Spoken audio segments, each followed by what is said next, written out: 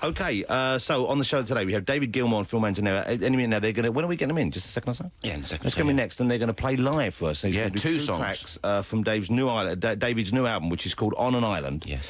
It's released on Monday. Have you listened to it yet? I've heard bits of it, yeah. I listened to it last week. I burned it onto my iPod. It's OK to burn it onto your iPod, isn't it? I presume so. I mean, I didn't buy it. I was given it, obviously, because I work on radio, but I'm assuming because they gave it to me, I can burn it onto my iPod. I presume you can, yeah. OK, it's got some lovely... he's got a lovely voice. He has got a lovely voice. But also there's some beautiful tracks on it. I tell you, there's a track I very much like called Pocket Full of Stones. Oh, he's not doing that one. Oh. There's another one I like called Take a Break. Is he doing that one? No. Do you like a track called Smile? Oh, it's awful.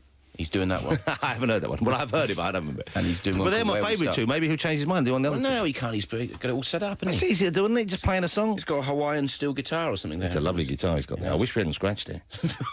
Yeah, it was when Did you I tell you met about the time I scratched Barry Manilow's piano?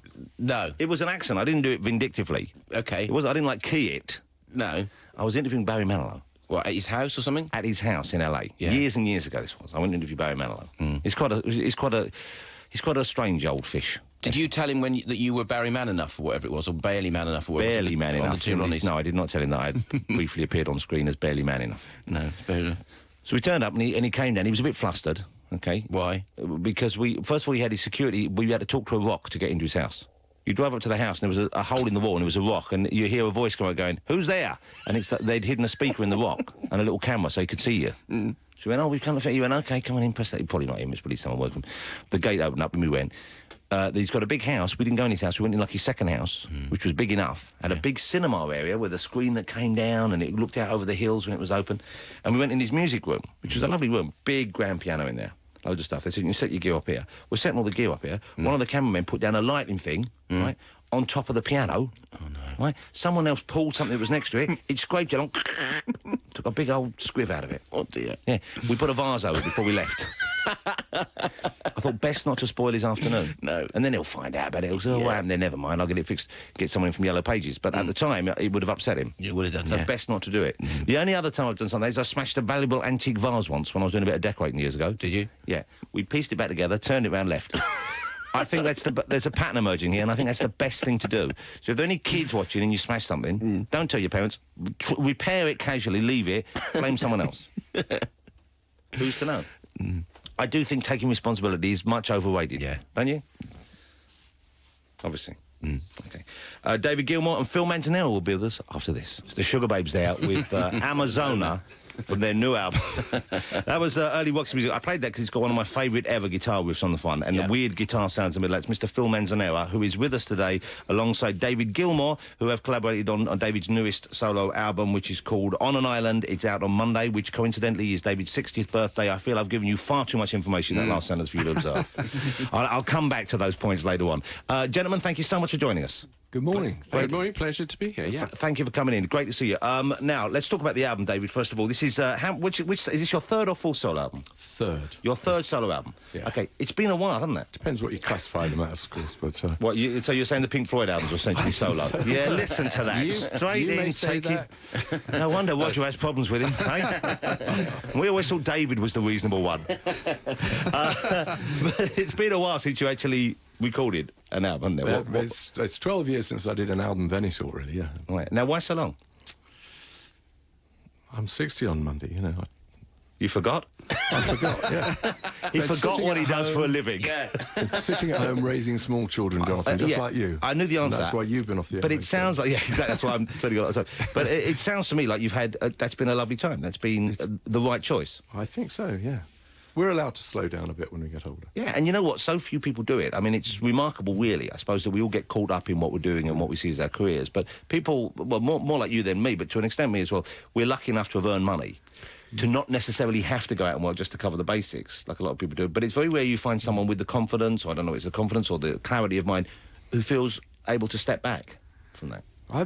It's very nice to be able to step back and do it more rarely and just do it when you really, really want to do it. And that's what I'm doing now. It's, you know, been a joy to it's a lovely get thing. back in and do all this. And the album kind of reflects that period to an extent, doesn't it? I mean, it's certainly a very upbeat sound in terms of its you know, the lyrical content. I think so, yeah, very upbeat, sort of happiness in my life. Now, I've seen a couple of reviews. One person pointed out and they said, well, being happy isn't always necessarily the best stimulus for It's usually creativity. death, isn't it? Yeah, death, despair, poverty normally drive people on. Do you find it easier to write about songs, you know, things about that are making you feel content? I've always shared that viewpoint, really, that it is usually death to be too happy in your work, and I could name one or two examples, but I won't. But in this case, I think it works. I mean, I definitely feel pretty good about life at the moment, and I feel very good about this album. So That's what a lovely place, and what a nice thing to be able to say. yeah. I noticed another review as well compared the album to Kate Bush's last album, who of course was your discovery, your protégé to an extent. And her album also, even though she's of course bonkers, but her album deals with it in a slightly different way. Yours is You kind reckon? of well, you've had first-hand experience of this. She's delightful, of course, though. But she's got one track on her album about filling the washing machine and make. Did you listen to the last? I album? did, yes. Did you enjoy it? The washing, yes, fantastic. I love that. What does it all mean? I have no idea. But you know what I love about it? She's so quintessentially English, as indeed you are. And to an extent, Phil, even though you are, although I believe you initially, you did. Were you Spanish. born in Cuba or something? Oh, no, I was brought up in Havana, yeah, and Venezuela. But I had a British father and a Colombian mother, so I've sort of one foot in each continent, you know. That's how But weird to have been born. Well, to be here now, but I thought to have grown up in those places which seem to me so alien and so different to the UK. Well, no, absolutely. But I really appreciate the fact that I had a Latin sort of mother, and you know, yeah, being brought up during the Cuban Revolution, it was pretty extreme. And then, but I always yearned to come to England. That's why I love everything sort of British. And I was dying. I asked my parents to send me here. You know, Was that because of 9 your or 10. dad? Because you knew what he did? Yeah, also I was listening to the World Service and hearing all this music coming out of England, and I just wanted to be in London, you know, so send me to England, you know. But it's lovely that you got the chance to come there, of Yeah. course. And so your past, I know, have crossed many times in the past. Before you were even in Roxy Music, you two were friends, weren't you? We had met. I Yeah. knew Phil's brother, strangely enough, when I was a teenager. Yeah, when I was a sort of wannabe musician, when I was 16 or 17, you know, my brother said, well, I know this guy's just joined a band, it's called the Pink Floyd, let's go and talk to him and ask him how you get into a band, and stuff like that. So we went and had lunch, and he probably put up with this insufferable teenager, you know, wannabe, and then when I got into Roxy, we were mixing just around the corner here, For Your Pleasure, up at Air Studios, and Dark Side of the Moon was being mixed, you know, and I thought, wow, you made it. So I sent him a telegram. It shows you how old I am. And did you know those two albums would flop when you were recording them? Yeah, no, absolutely. That's I was incredible. Those certain. two albums being recorded at the same time, Yeah. two of the definitive albums in British music. Unbelievable. Well, I sent him a telegram and say, oh, remember me? I'm in a band now. You know, it's called Roxy. Two things, Phil. One is lazy. Why didn't you walk around the corner and tell him?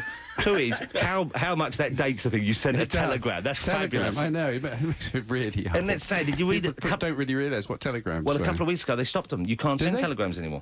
Shame. They should bring them stopped. back as a I know. special thing. I Wonderful. thought I sent one once. I can't remember why. I sent one once when I was a kid for some reason. But now I was thinking, you know, I wish I'd used it more often. Now it's gone. You can't use the It's a business opportunity. Text. Have people dressed up, delivering hand telegrams. But Phil, here we go. You see, we're lingering in the past. We're Yes. dwelling on nostalgia. David leapt in and went, text. You see? Now you see, although he looks older than both of us, at the same time, he seems more attuned to the modern world. Do you text? Do you like texting? No. I hate texting. I do. I'm on the email constantly. But if you text ever, do you use the text kind of shorthand, either see you later?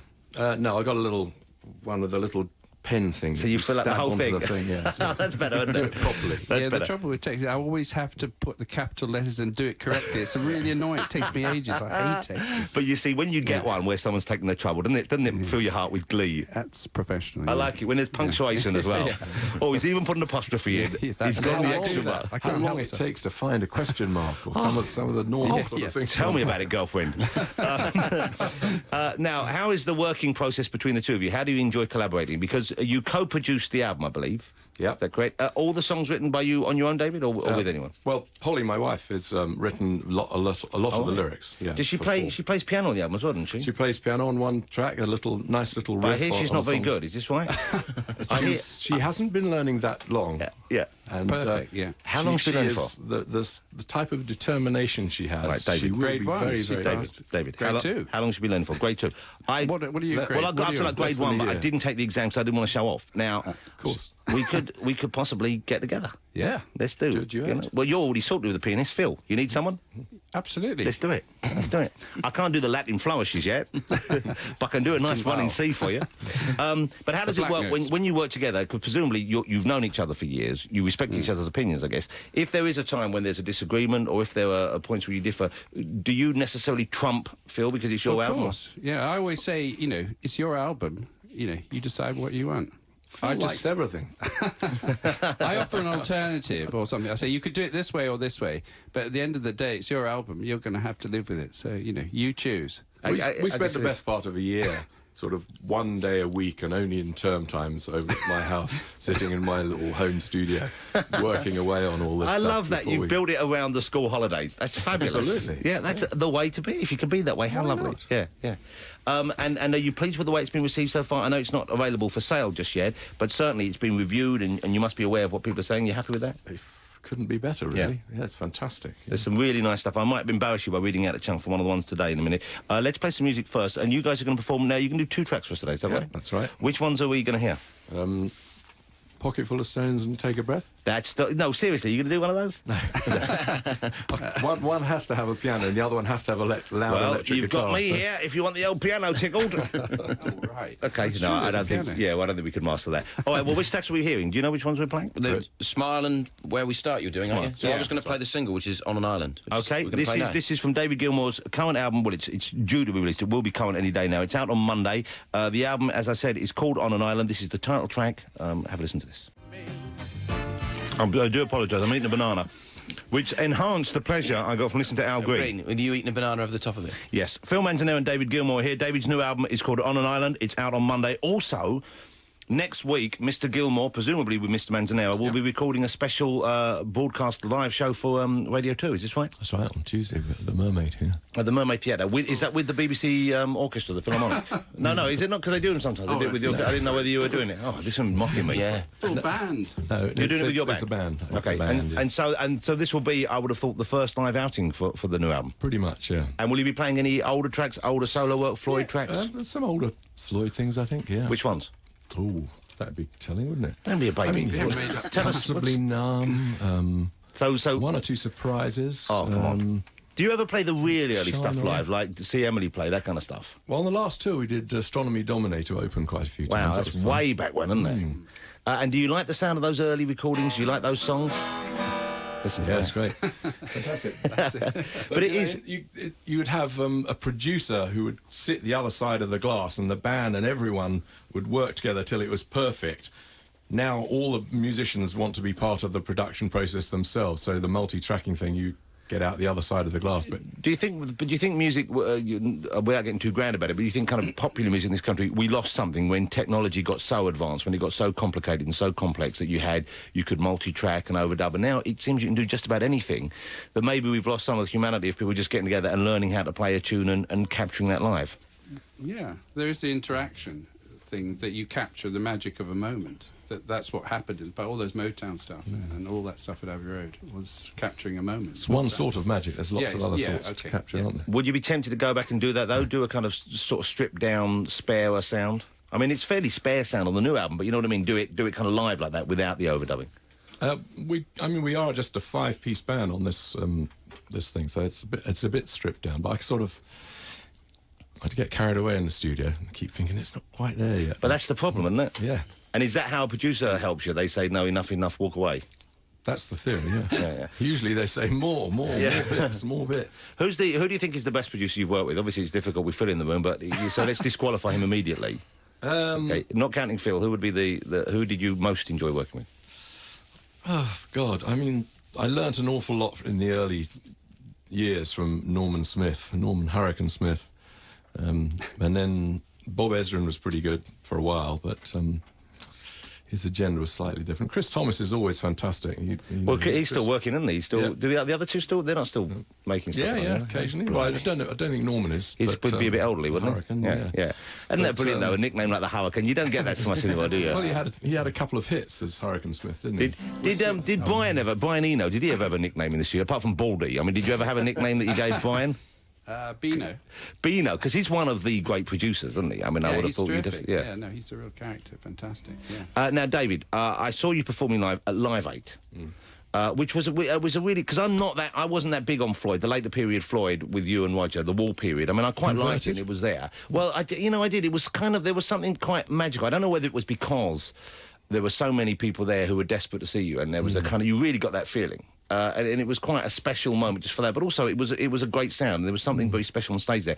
Did you enjoy it? Was it a pleasurable experience for you? Because I know there was obviously something which people had hoped to bring about before then. You guys came back together for that special event. How was it for you? Oh, it was fantastic. It was very special. I mean, we all felt that sort of same vibe ourselves. It was sort of pouring off that audience, wasn't it? It was fantastic. And it was great to sort of get over this sort of bitchiness that's been going on for a while. Yeah, and that's kind of deleted now, yeah. I mean, we're not chatting every day. But, no. And so, inevitably, the next question will be, will you go out and do that again if people wanted to see you guys? Not on any sort of sustained basis, you know. I mean, if something in a year or two came up that was extremely like someone's important a birthday party or something. Or bar mitzvah, yeah. Because I've got a big one coming up. But it was, what was lovely as well was seeing the crowd. I mean, because it was obviously a very mixed crowd. In terms of age, actually, it was a very, very mixed crowd. And seeing people who are, you know, because my father-in-law, who was in town, I said, look, come along, I'm doing this thing, you can come along, I have some tickets. He was so excited. He was ecstatic knowing that you guys would be performing live again. And obviously, he wasn't there for Robbie Williams. He was there for you. He enjoyed seeing Robbie Williams, and then enjoyed you. And I saw people who were obviously there for Robbie Williams and the younger bands like that, also getting into what you were doing. So it was kind of unusual in a way. I would have thought often if you're playing to a big crowd, you're playing strictly to the already converted. Here you had a crowd who were there, and there was a certain coming together because we were there for a certain event. But at the same time, it was a much broader catchment, I would have thought, of people. It was indeed, yes. I mean, they came for everyone, so I'm sure we all had our own little coteries out there. But Robbie was brilliant, wasn't he? He was fantastic. But I noticed you two were brilliant. When the Floyd one, I noticed more bald heads down the front, I'll be honest with you. Now, I don't know whether it's just because they were able to stay awake longer. Or whether it was, or had transport. Or whether that's your fan base, I don't know. And quite a few of them were women. All right. We're going to play another track first. We're going to play a track? We're going to play a track first. OK, and then we're going to have some live music here. What track are we going to? I'm going to a bit of Goldfrapp. Lovely. Alison Goldfrapp, what a great band. Yeah.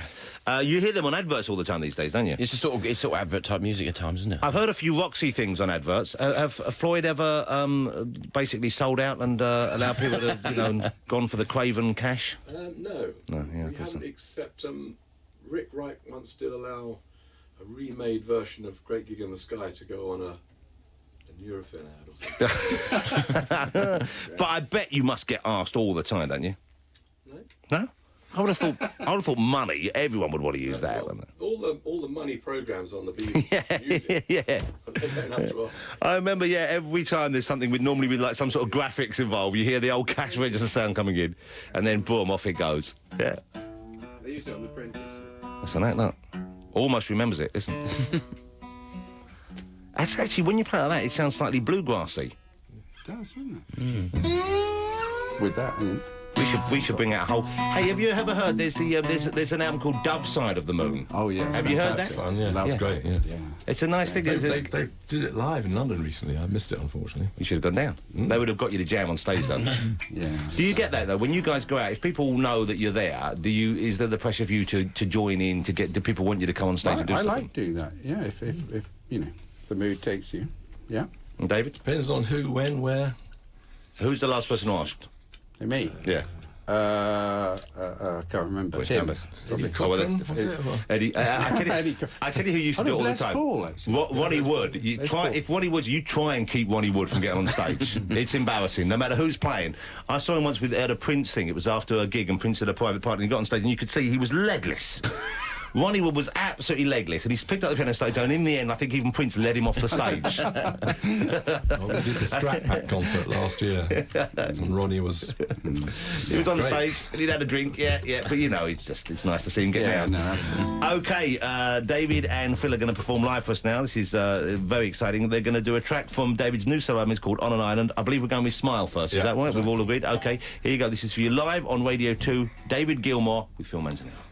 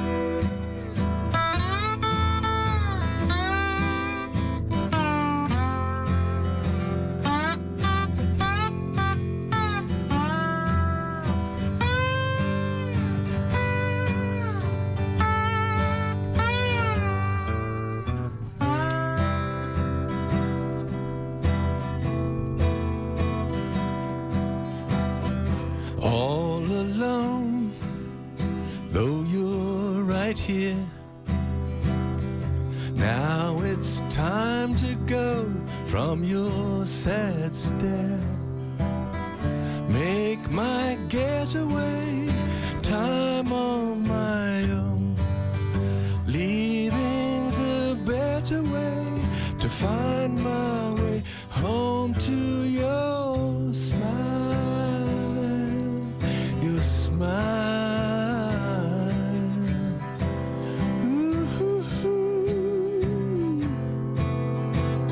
Do you mind?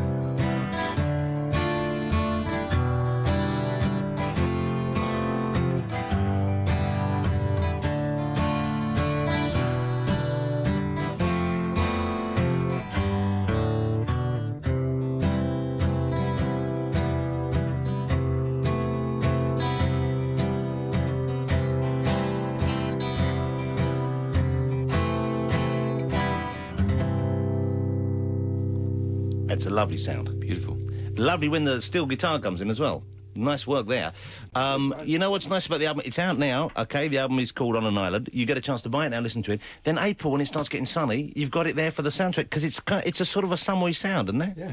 I think it is. It's like a... Yeah. OK, I'm going to ask you two questions now. One which will seem silly, one which will not. OK. First, the one that's not, or you'd be the judge. Do you feel like you've spent your time here wisely on Earth? Have you now perfected the art of living comfortably with your fellow human beings? Because I sort of get the feeling that maybe that's what you've arrived at. Getting closer. It's I'm not sure. I don't think so. Not completely. It's a challenge, isn't it? It is. Yeah. There's still. You never stop learning, do you? And Phil? No, long way to go still. OK. Second question. When you come back, if you come back, would you rather be a cat or a monkey? Not a goat. Not a goat, no, OK. don't- Well, the goats get the action, though. So think about it. Yeah. Cat or a monkey? What would you rather be? You can join in, Andy. Monkey. Monkey? Cat. OK. Cat. Interesting choices for you. Cat. OK. Help. What have I said? You said monkey. OK. I'll tell you what's wrong with... I'll tell you what's good about a monkey. Yeah. Monkey, you know, you can do things. You can open a can of food for yourself, so on and so forth, OK? You can even fashion rudimentary tools. The problem with being a monkey is you're that close to being the dominant species, but you're not. Yeah. That's why they've got that look on their face. So it's going, we almost made it. Now, a cat, interesting, flexible, you know, likes laying in the sun, Yeah. nice and restful, gets stroked a lot. But here's the problem with a cat. Say you've got nice owners, they go away, OK? One of them thinks the other one's meant to be looking after you. That one thinks, they don't come back for 2 days. You're stuck in the flat. You can't open a can of food yourself. What do you do? Get out, catch a mouse. Catch a mouse. No, your no job. mice in your modern flat. You live in Dave Stewart's house. It's very technological. I thought There's there's more Move. rats and mice in the city. Yeah, not in that house. You're in a block of flats. Oh. You can't. What do you do then? You're stuck. Monkey can open the window, call for help. Good one. Yeah. No, can't call for help. Interesting. Monkey doesn't live there. All right, the monkey moved out. It's I not the live point. in but- Neverland. maybe it wasn't my best question. What are you choosing then? But You I'm haven't only. said. I know that's Where what you- Parky where you asked going Tony with Blair this? tonight. So that's why I was firing that out early. I was just curious. What would you choose then? What would I choose? Yeah, you've asked us, I'm not coming back. aren't you? I'm going straight up to the next level. Enlightenment. To the third Bardo. Right, we're going to play another track here live, give you guys a chance to sort yourself out, and we'll have some more live music in a minute. What are we going to play first? We're going to play this from this Made to Measure album that Martin Freeman's put together. This is a great album. This is Martin Freeman. You know him from The Office, of course. He's one of our best young actors. A big, big music fan. He is indeed. He's gone through the Motown archives and selected some of the tracks which are less well known. Yeah. Okay, some of his favourites, but they're less well known. Which one are we going to go We're with? going to go with the Frankie Valli track, which is fantastic. It's Lovely called The track. Night. What an incredible sound. Great what an track, incredible sound. Remarkable. Frankie Valli in the Four Seasons. Frankie Valli. Is he still with us, Frankie Valli? Anyone know? I think he is. Frankie Valli? Let's I think he hope still so. is. Yeah, he'll be dusted off soon. They'll be giving him a makeover. He'll come back. He'll be doing a couple of Nirvana tracks. They'll put him back on top for a couple of years. They'll make him tour. Then he'll go back in retirement. David Gilmour is here with Phil Manzanera. We were just chatting very briefly there. Phil was telling me, we won't go into details here, but Roxy Music, you're back in the studio with Roxy. Yeah, very exciting. Very exciting. A lot of the original guys. I Yeah, know. yeah. Who's your drummer with Roxy at the moment? Paul Thompson. So of Paul course. Thompson is back again. I love the fact that Paul Thompson... Absolutely, so do I. Thomas. Phil, can I check something? Back in the early days of Roxy, Yeah. because you never really had this much. And David, you were an incredibly handsome young man. Okay, but you didn't need... No, you're not a bad-looking old man, but you know what I mean? You were... Not old, but you know what I'm saying. But, you know, you never needed the feather boa, for example. The mascara. Okay, you didn't need all that. You didn't need the silver paint on your face. I did have a couple of Ozzy Clark shirts. Yes, very early you were days. a fashionable man. We're not denying that. However, Phil and Co. They were Yeah, like we kids needed let it, loose in yeah. the fancy dress box. Yeah, that was it. Armadillo shirt. Okay, yeah, the insider. Now, Phil, I think, managed to get away with some grace because he hid behind those silly glasses that Bono then went on to steal. You had your picture taken. Oh, with him, yes. so, Oh, yeah, yes. yeah. Oh, yeah, I've been there. However, Paul Thompson, the drummer, always looked so uncomfortable. They made he looked like a bricklayer who'd been dragged up for the afternoon. Well, and we all got our clothes made by friends, individually, and then no one saw what we were each going to wear till we turned up at the gig. Yeah. So we said, right, you put your I stuff didn't on. realise that. I thought there was a kind of unifying not at all, kind not of at all. idea. So, for each tour, you just turn up at the first gig and say, put your clothes on. No, you put yours on. So you come out with, who made that? Tom, yeah, he had his... yeah. Was there an element of like trying to outdo each other?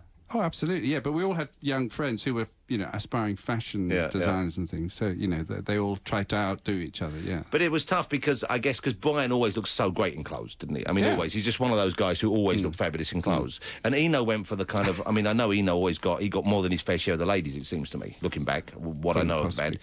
Don't comment on that, but No. we all know that's true. And yeah, he looked kind of weird as well. So he had the weird thing going for him, the weird the thingy, whatever the word is. yeah. Yeah. Androgynous. And then the rest of you guys really had to squabble over what was left, I We guess, did, in the box. really, yeah. But do you look back on those days fondly? You enjoyed that absolutely. period? Yeah, fantastic, yeah, absolutely. I was 21 and wanted to see the world. Yeah. And Join you a did. band, see the Either world. join the Navy or join a band. I think you chose the easy option.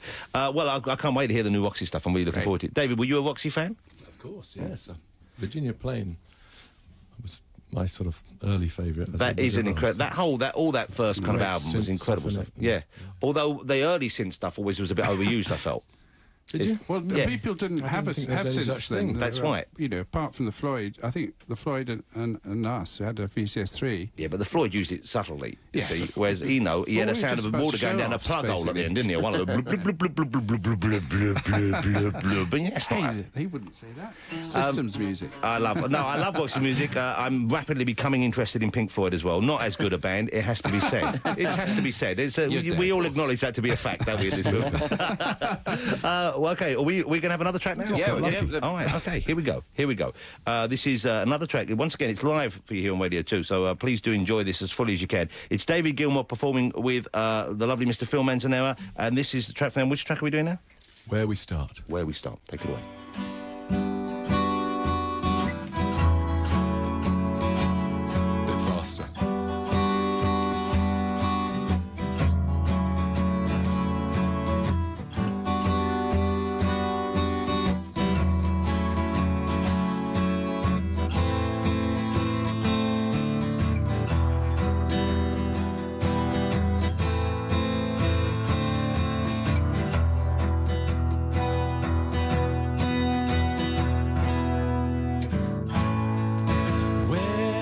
Start is where we end.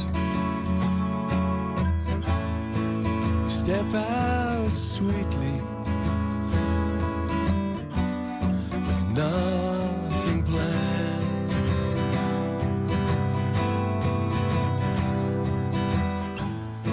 Along by the river, swans, and then over the footbridge to the woods beyond.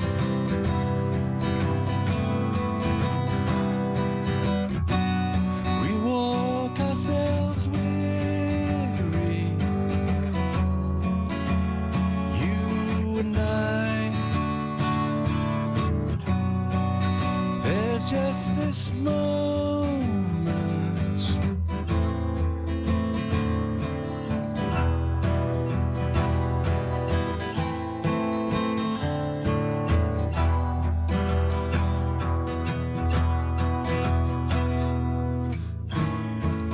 I light a campfire away from the path. Lie in the bluebells,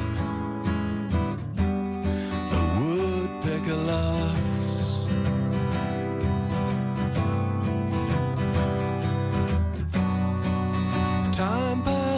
slowly, our hearts entwined.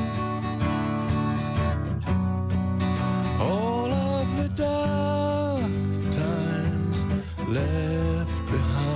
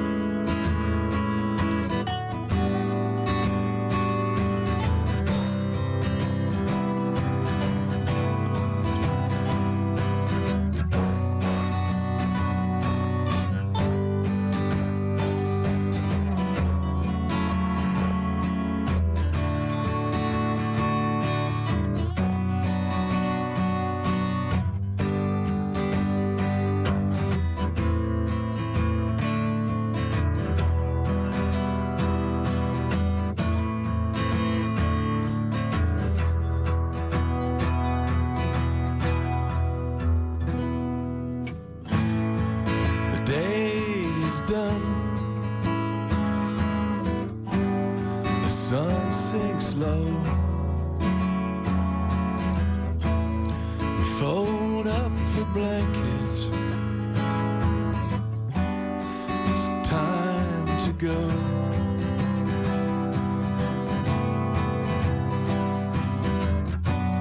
We walk ourselves weary,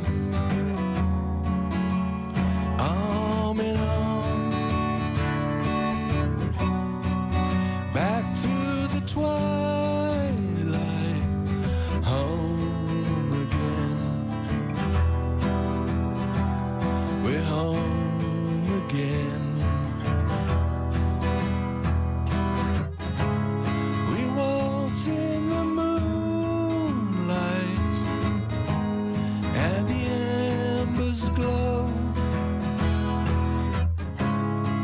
So much behind us, still far to go. Still far to go. Still far to go.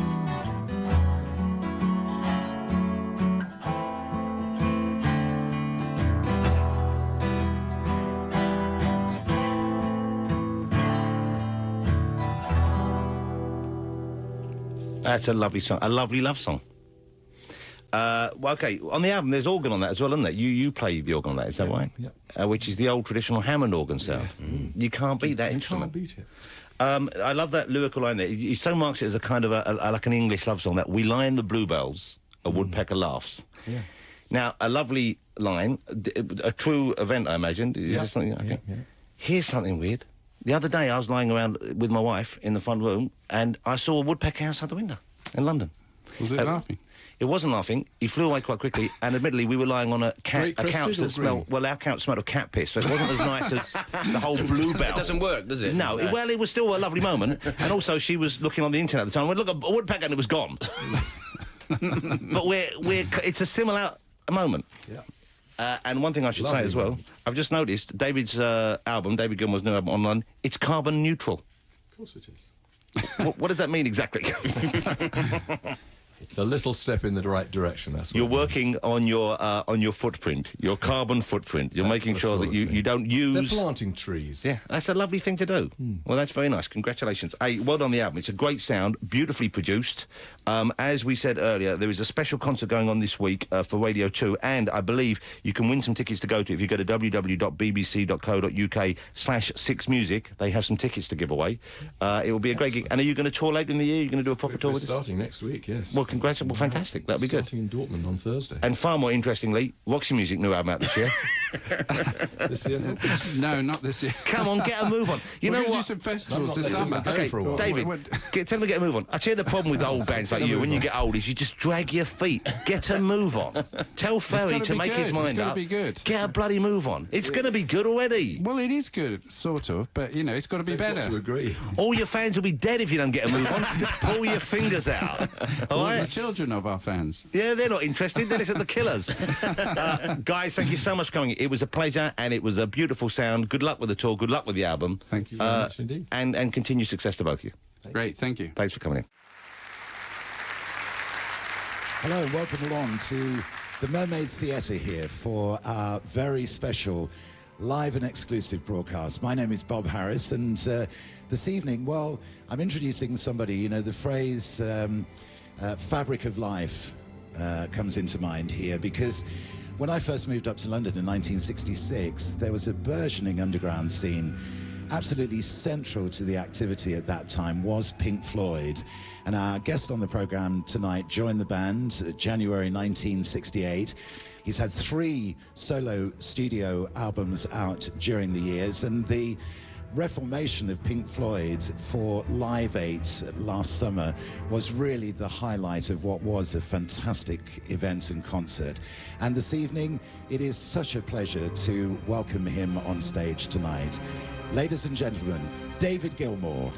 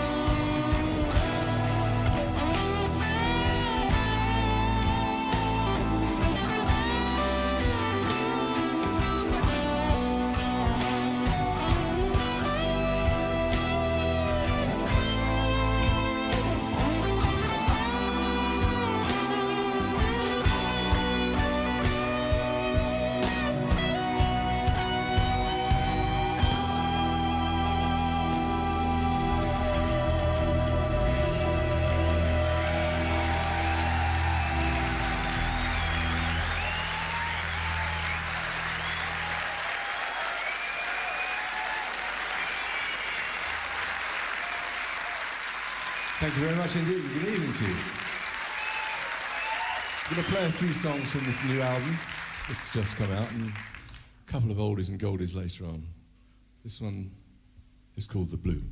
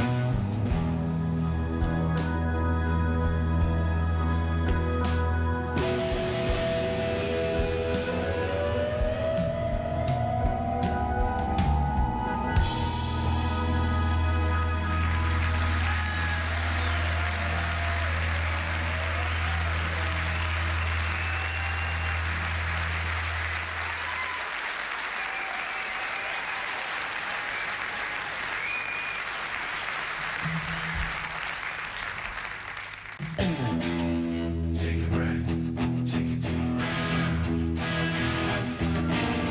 Take a breath, a deep breath now.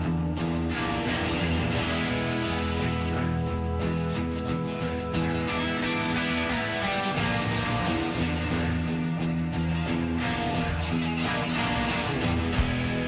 Take a breath, take a deep breath now. Take a breath, a deep breath now.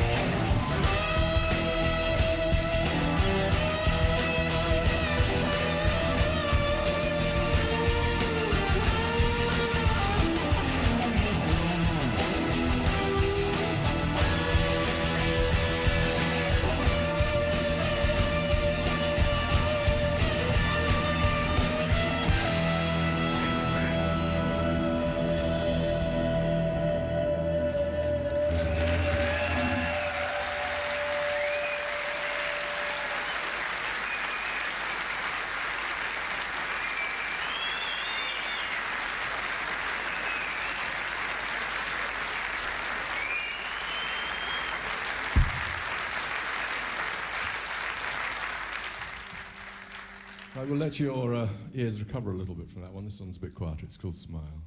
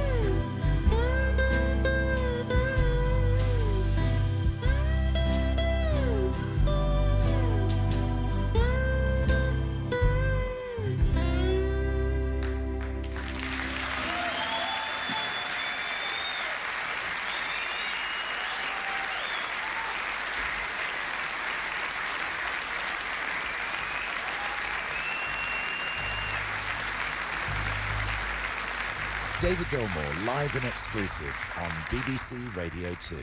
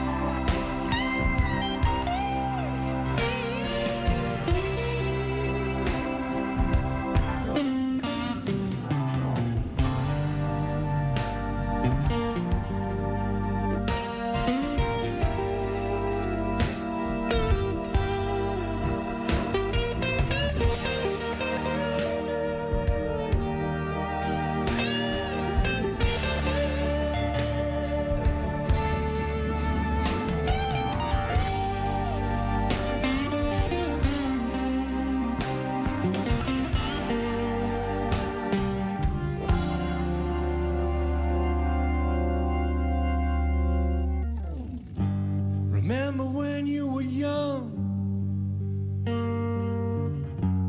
you shone like the sun. Shine on, you crazy diamond. Now there's a look in your eyes like black holes in the sky. Shine on, you crazy diamond. You were caught in the crossfire of childhood and stardom, blown on the steel breeze. Come on, you raver, you seer of visions. Come on, you painter, you piper, you prisoner, and shine.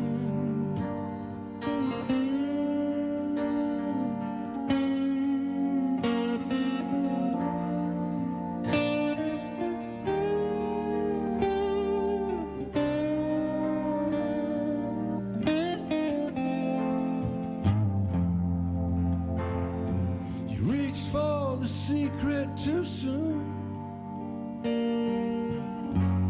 You cried for the moon. Shine on, you crazy diamond. Threatened by shadows at night and exposed in the light. Shine on, you crazy diamond. Well, you wore out your welcome with random precision. Rolled on a steel beam. Come on, you raven,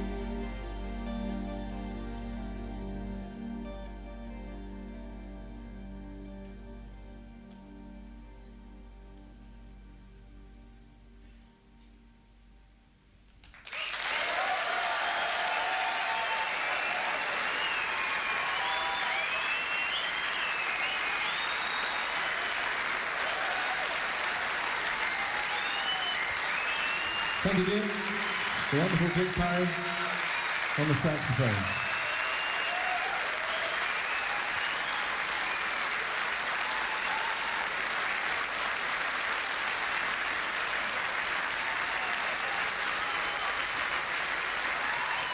Not bad, is he? Now, joining us tonight, we have over there Phil El Magnifico Manzanera on the guitar. Guy Pratt here on the bass guitar. We have on the drums Mr. Steve de Stanislaw. A damn fine job he's doing too. And Mr. John Carrin on keyboards and all other sundry instruments that you might need at any time. And Mr. Richard Wright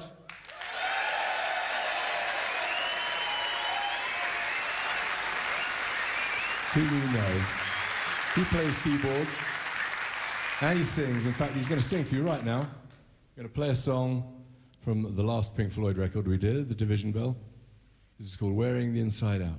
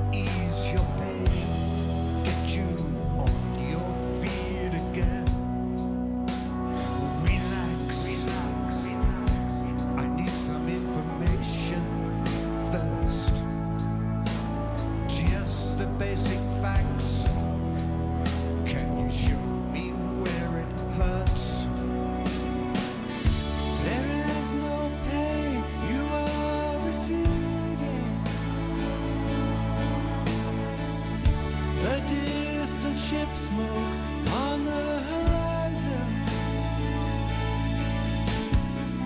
You are only coming through in waves. Your lips move, but I can't hear what you're saying. When I was a child, I had a fever. My hands felt just like two balloons. Now I've got that feeling once again. I can't explain, you would not understand. This is not how I am.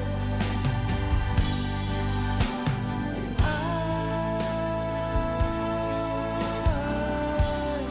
have become comfortably numb.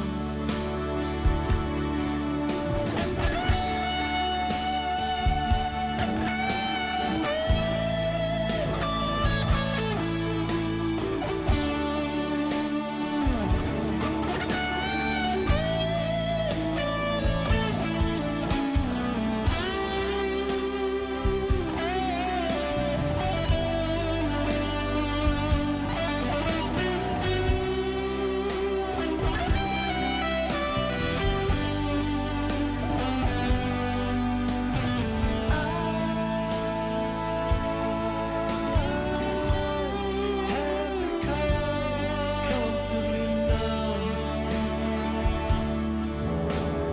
Okay, just a little pinprick. There'll be no more. But you may feel a little sick. Can you stand up? I do believe it's working. Good. That'll keep you going through the show. Come on, it's time to go. There is no pain you are receiving. The distant ship smoke on the horizon. You are only coming through in waves. Your lips move, but I can't hear what you're saying. When I was a child, I caught a fleeting glimpse out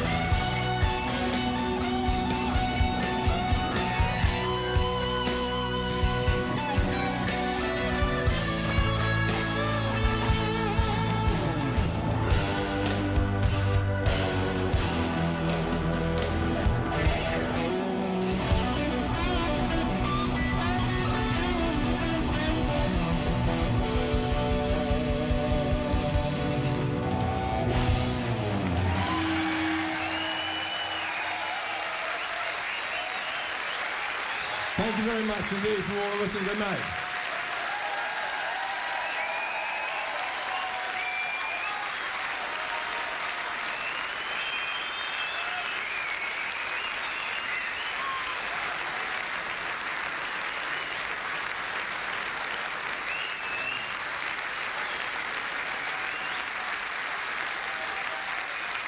Well, I